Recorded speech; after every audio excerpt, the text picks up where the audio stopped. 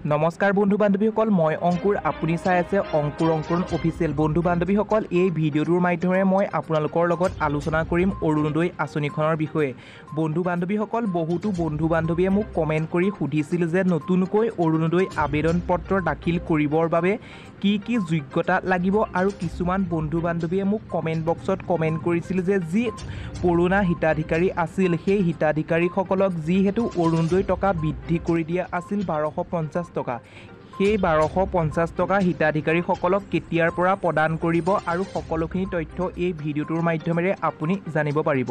বন্ধু বান্ধৱীসকল, ভিডিঅ'টো অকণো নকৰাকৈ চাই থাকিব, তেতিয়াহে কথাখিনি বুজি পাব। বন্ধু বান্ধৱীসকল, ভিডিঅ'টো আৰম্ভ কৰাৰ আগতে আপোনালোকক সৰু এটা ৰিকুৱেষ্ট কৰোঁ, যদি আপুনি আমাৰ ইউটিউব চেনেলটোত পোনপ্ৰথমবাৰৰ বাবে ভিজিট কৰিছে তেন্তে আমাৰ ইউটিউব চেনেলটো ছাবস্ক্ৰাইব কৰাৰ লগতে কাষতে থকা বেল বটনটো প্ৰেছ কৰি অল অপশ্যনটোত ক্লিক কৰি দিব। তেতিয়াহে আহিবলগীয়া প্ৰত্যেকটো ভিডিঅ'ই আপুনি পোনপ্ৰথমে লাভ কৰিব। বন্ধু বান্ধৱীসকল, আহকচোন আমি অকণো পলম নকৰি ভিডিঅ'টোৰ ফালে আগবাঢ়োঁ।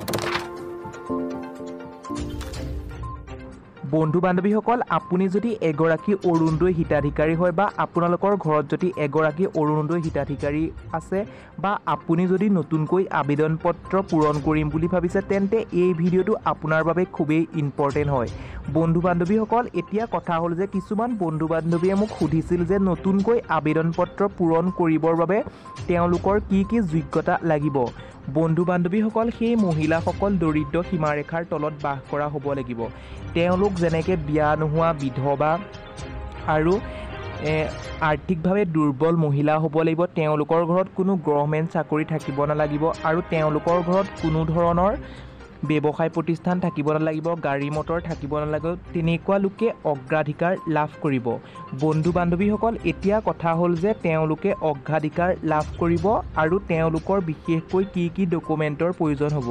বন্ধু বান্ধৱীসকল, ডকুমেণ্টৰ ক্ষেত্ৰত মই এটা ভিডিঅ' আপলোড কৰিছিলোঁ যদিও ইয়াতো কৈ দিছোঁ। বন্ধু বান্ধৱীসকল, নতুনকৈ আবেদন পত্ৰ পূৰণ কৰিম বুলি ভাবি থকাসকলে তেওঁলোকৰ ডকুমেণ্ট হ'ব প্ৰথমতে এখন বেংক পাছবুক, আৰু এখন প্ৰয়োজন হ'ব আধাৰ কাৰ্ড, ভোটাৰ কাৰ্ড, আৰু এখন প্ৰয়োজন হ'ব ইনকাম চাৰ্টিফিকেট। তেতিয়া তেওঁলোকে নতুনকৈ আবেদন পত্ৰ পূৰণ কৰিব পাৰিব।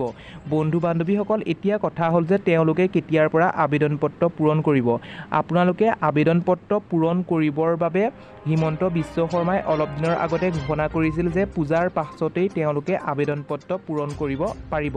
বন্ধু বান্ধৱীসকল, এতিয়া কথা হ'ল যে তেওঁলোকে যিসকল পুৰণা হিতাধিকাৰী আছিল সেই হিতাধিকাৰীসকলে 1250 টকা তেওঁলোকৰ বেংক একাউণ্টত কেতিয়াৰ পৰা সোমাব। বন্ধু বান্ধৱীসকল, যিহেতু চৰকাৰৰ ৰুল অনুসৰি বা নিয়ম অনুসৰি তেওঁলোকৰ টকাটো বা পইচাটো প্ৰত্যেক মাহৰ 10 তাৰিখৰ ভিতৰতে অসম চৰকাৰে তেওঁলোকৰ একাউণ্টত সোমোৱাই দিয়ে।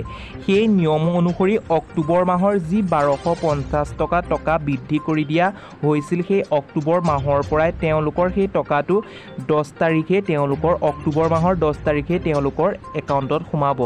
বন্ধু বান্ধৱীসকল, নিশ্চয় আপুনি এই ভিডিঅ'টোৰ মাধ্যমেৰে সকলোখিনি কথা বুজিব পাৰিলে।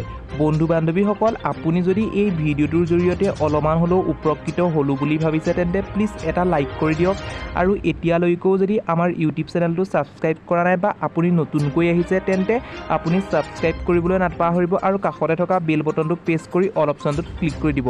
আজিলৈ ধন্যবাদ, আকৌ পুনৰ এটা ভিডিঅ'ত লগ পাম।